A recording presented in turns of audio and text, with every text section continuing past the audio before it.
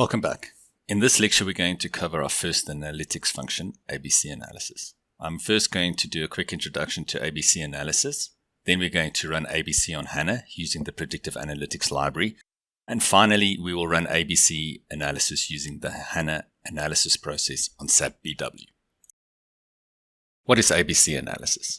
ABC analysis is a categorization method which consists of dividing items into three categories, A, B, or C, with A being the most valuable and C being the least valuable ones. This method aims to draw the manager's attention on a few critical A items and not the trivial many C items. ABC analysis has several advantages and disadvantages. The advantages is a reduction in investment and enables strict controls, since equal monetary investment, time and labor is not needed for all materials. The disadvantages of ABC is that it is not a scientific basis for classification of materials under ABC. ABC will also not be effective if the material are not classified into groups properly. So let's look at the ABC analysis in HANA. We're going to perform the ABC analysis on the table we've already loaded, the ABC COPA table. And looking at the data in the table, it contains sales by customer, by material for several fiscal years.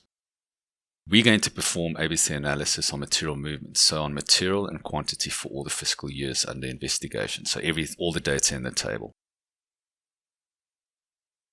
So to build up this SQL statement to do the ABC analysis, I'm going to open another SQL console and going to the downloadable material for this lecture.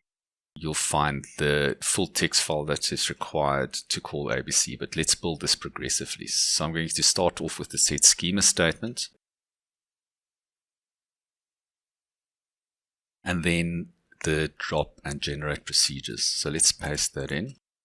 And you can see that the create statement requires us to hardcode AFLPL and ABC, specify a schema name, which is PAL, procedure name that we're going to generate, which is PAL ABC proc, and then the signature table.